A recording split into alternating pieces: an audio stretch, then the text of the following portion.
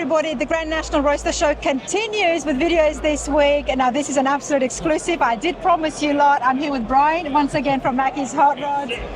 Brian, how are you enjoying yourself? It's been great, overwhelming, but it's great. There's lots to see here. There is so many beautiful cars. It's busy. Yeah, for a Friday? For a Friday. Now, you're Very no stranger to this. You've been to the show before. Yep. We've been in this building for 6 years, but having this Watson Cadillac here is a totally different experience. Yeah. I bet. You know, this is why I had to come over here and check it out in person myself. So many people did tell me about it, and I saw it all over social media. Brian has been introduced in the channel, and we spoke about some of the things that makes him unique, and it's about preserving the history of hot rods and showing previous legends who have passed away and are no longer with us in the community, bringing them back to light. And that's exactly what has happened here with the beautiful 57 Cadillac that is in all bare metal, but it wasn't like this to begin with. Very special. Brian, tell me and my viewers what makes this Cadillac so special and why are people so excited to see it today? So this particular Cadillac was Larry Watson's, the famous painter. It was his favorite car of all time, and it was his personal car. His personal car. Yeah.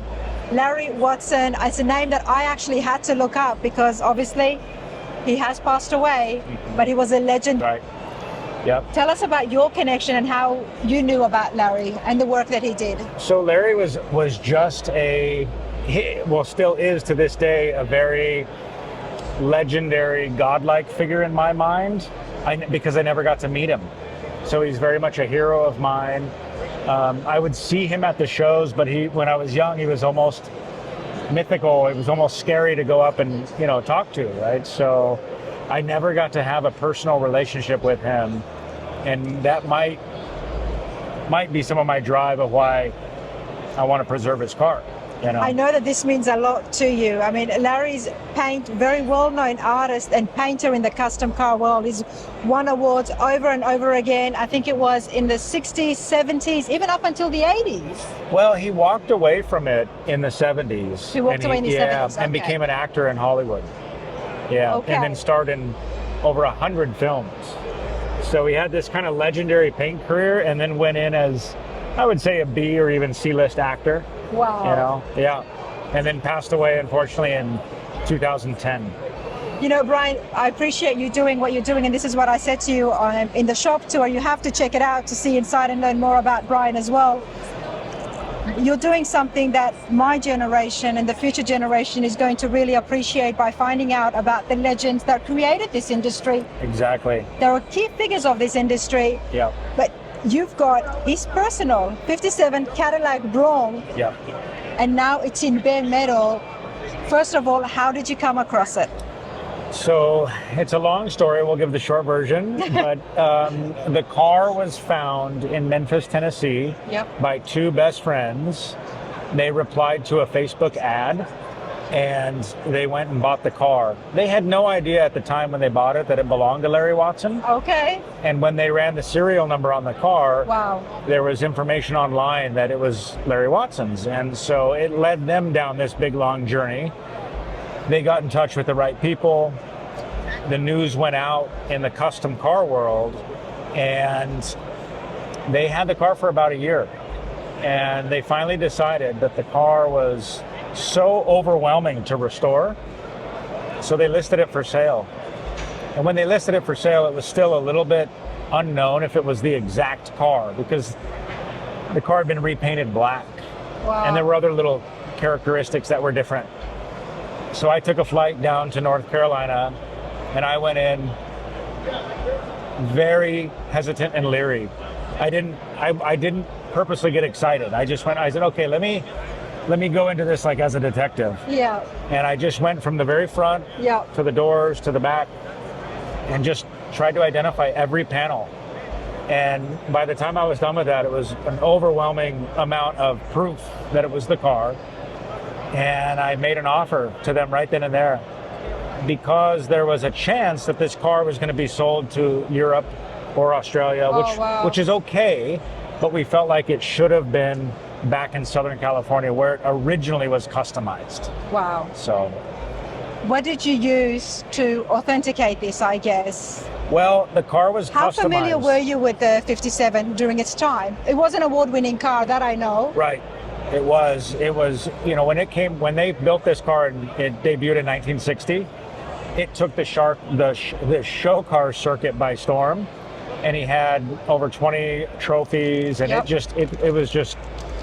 it just took on a life of its own. Yeah. So there were very much key things that he did to his Brougham that were very different than any other Brougham. Okay. I could show you here. Originally, this would have been stainless trim, and he shaved that and leaded it and blended it. They got rid of the grill horns that were right here. They shaved those and leaded them in, and they put them right here in the bumper. They put the dummy spotlights on the car. Of course, they got rid of the mirror and the door handles. On the fin, the original Brougham had a taillight and chrome trim, and on his car, he shaved and smoothed all of that to make a fin, and he put 59 Cadillac taillights in the bumper. There are some signature touches here. I mean, Yes. and a lot of different cars get their door handle shaved off. Yeah. But what you're telling me is not done often. It's very unique with having a trim there, and as well the tail Yes. lights, the tail fins here as well. Yeah. So there's definitely telltale signs that this is exactly Larry Watson's 57 Brougham, The interesting the part. winning car. Yeah. The interesting part too is that the headliner is still in the car, the custom headliner. The headline is still in the car. Let's The have a original look. headliner from 1959 Oh wow! Look at that. in survivor condition. We're going to get you all those details and exactly what the plans is for the 57. Larry Watson's very famous 57 Brougham that is here now at Mackey's Hot Rods. Brian, I have to say that for what you are doing right now, Larry Watson's, I'm not sure if his family are aware of this or if they're involved in any way, but you've really brought him back to life by doing this, because the people that had the car, they had no idea what it was, and they could have just sold it, or it could have rusted. And we have seen that happen so many times. Legendary cars, if it doesn't come in the right hands, it can just disintegrate, Right. and nobody would find out about it. But you've bought this, it's for yourself, it's not a customer or a client. Right. And we found out through the shop tour of just how much of a traditional hot rodder you are.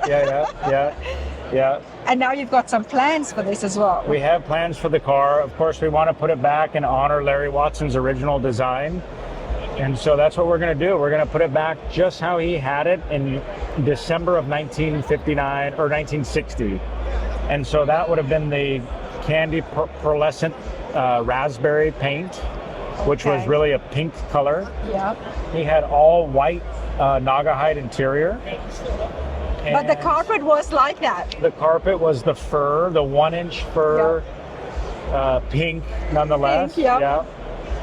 And so, and then all the other touches that he did, the shaved door handles, the spotlights, the wheels, the white walls, that's already been done, right? We finished all of that work.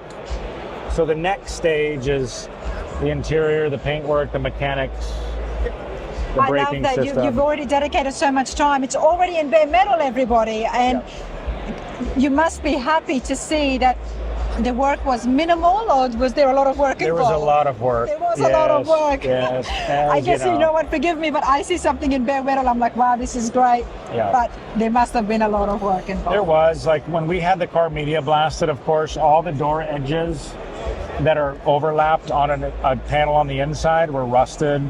So all the edges have had to be replaced. A lot of patch panels made. Of course, you can't buy patch panels for this car, so we had to hand make everything. And then once we did that, we had to redo all the lead work that would have originally been in the car. So this is all lead. This is early body filler is what this is. This is what they used in the 30s all the way to the 70s rather than Bondo.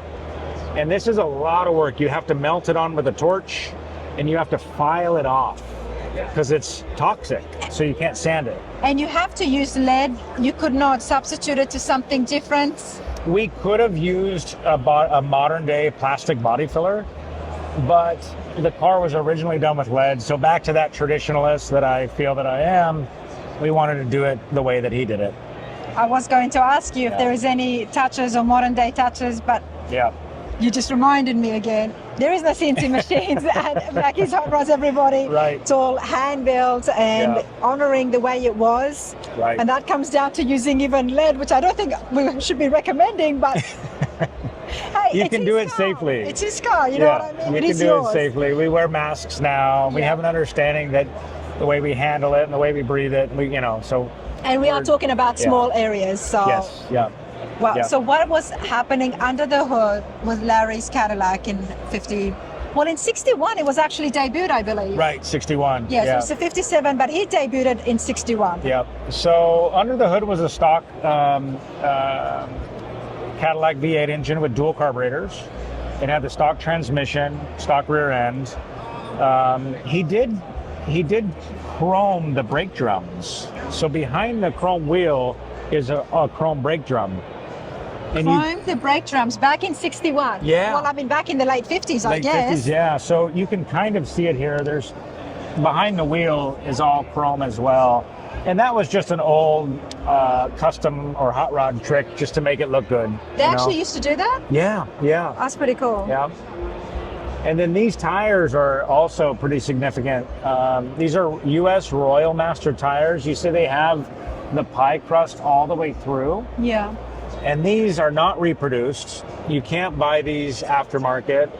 And luckily I had a friend of mine that had a set of these that let them go. I paid for them, but he let them go because they were going on this car. You know, I think luck has really played a big part with yourself in the last 12 months. It really feels like that. It really feels like that. And I'm so happy because it's meant to be. Sometimes when something is meant to be, everything falls into place. That is exactly what happened with this car. Like we had to get the wheels, the tires, the right spotlights, and every time I looked for something, it was there, And so I really do believe that when it's all right, it just Everything falls in falls place. in. Yeah. Now the big question is, of course, Larry Watson, award-winning painter in the industry.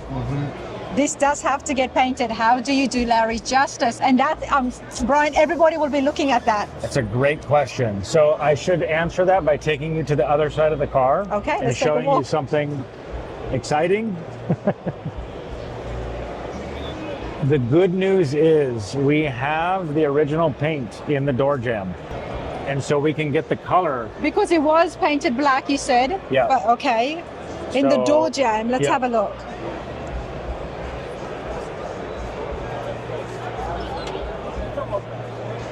Oh, wow. Look at this, everyone. So Larry painted the car twice. And you can see the very first time was a silver base coat and then a raspberry candy. The second time was a white base coat and then the same raspberry candy. I encourage everyone at home just to Google Larry Watson's 57 Cadillac Eldorado Broom, and you will see these colors in all the pictures over the magazines. Yes. Yep. And to actually still see it, I mean, you gotta love it that whoever painted it black Yeah. was lazy that didn't continue on to Yeah. go. We're so lucky because we color sanded and polished the black paint off, and underneath was this. And it's also on this door jamb too. And so at least we have a very close representation of what the color to match was. the code, yeah. It'll still be a lot of work, and that's the most important thing, is that the color is right. But we're going to involve a couple other legendary painters that are still with us today. Yep. And I've always said 4 eyes are better than 2, but in this case we'll have 4 sets of eyes to make sure that the color is like exact. That's what's going to make or break the restoration. This is absolutely brilliant. Yeah. I love coming to these shows, these big shows, especially the Grand National Roadster Show, because you get so many legends here. You get so many traditional hot rodders and people who've been in the industry. Yeah. And then, like last year, they had the 75th annual year, and 75 past winners were here at the show. Yeah. Helps me, helps the other people who don't know too much about it learn, and you've done exactly that again here at the show. by bringing Larry's car and showing us a little bit of that history. You've got your work cut out for you. Yeah, we do. Once it is finished, what is the plans? We'll probably tour the car. We'll probably put it on multiple circuits. Okay. I have grand plans for the car attending Monterey Car Week. Just really elegant shows, because it is a very rare car to begin with, being a Cadillac Brougham. It deserves to be shown, and of course the opportunity that comes with that is talking about the history of Watson and history of the car. That's right. Yeah. It's not just about the history, and thank you for reminding me that the Brougham was very rare indeed. Mm-hmm. They only made, I think, 400. So in 57 they made 300, and in 58 they made 400. And this is the 57, so this is only 57. One of 300. Yeah, I think 304 to be exact. But in those 2 years, it was the very similar body style, almost identical. Yeah. And there was only 704 produced. So, there's only around 500 of them today. And this is one of one because it's Watson's car. Of course. Yeah. It's brilliant. I'm excited to see this finish. Do you have a timeline? I would love, in the next 2 years to have the car finished. Okay, nice. 3 at the most. Yep. But I know for this year that we will take the car around to certain shows and show it just like this. Yes. So people can see the quality of the restoration. They can see the shade door handles. They can see all of that, and all the lead work, and that's all really important stuff. So. I love that, and I think viewers at home are going to appreciate that as well. It's always, and I encourage them to come out to the shows and see things in person, especially something as historical as this. Yep. Where will you be showing it next? I can commit to the West Coast Customs Cruisin' Nationals, which I think is going to be in June. Okay. It's Labor Day weekend. The car will be there. And then we'll see where else we can get it. I'd love to get it to some of the shows in the middle of the country. East Coast might be a stretch, but there's a great show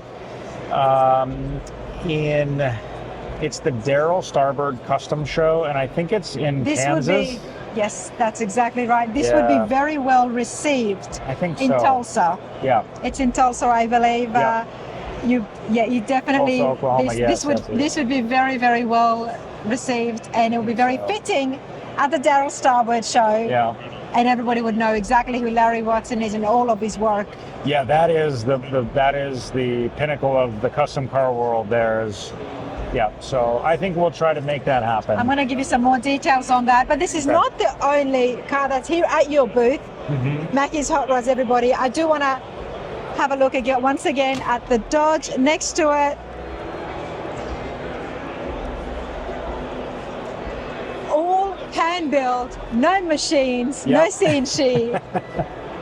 Tell my viewers who didn't get a chance to see the shop tour what you're standing next to. So this is a 1954 Dodge Coronet, and this is quite an unusual car to start with, to build a custom car.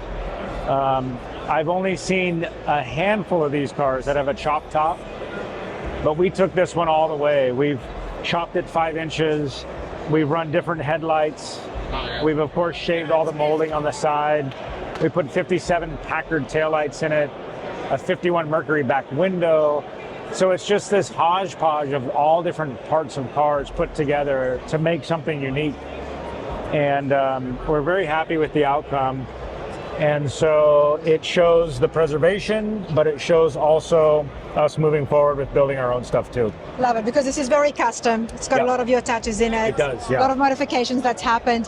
Mackey's Hot Rods, everybody, out of Huntington Beach in California. I can't wait to see Brian again next time. And of course, let's remind everyone, and please tell me that you will be documenting the build. The Watson build on YouTube? Yes. Yes, I think we will. Good, yes. Because Mackey and Machines YouTube channel, you have to check it out. There is a lot of other videos on there on different builds, tips, tricks, how to do things. But follow along with Larry Watson's 57 Mackey and Machines. I'm going to put the link in the description and try to put it up on the screen for you guys as well. Brian, like I said, you've got a lot of work ahead of you, but it's a lot of exciting times as well. It is, yeah. It's going to be a great year. Yeah. Good Thank to you see so you much. again. Always man. great to see you. Thank Absolutely. you. Let's continue along, everyone.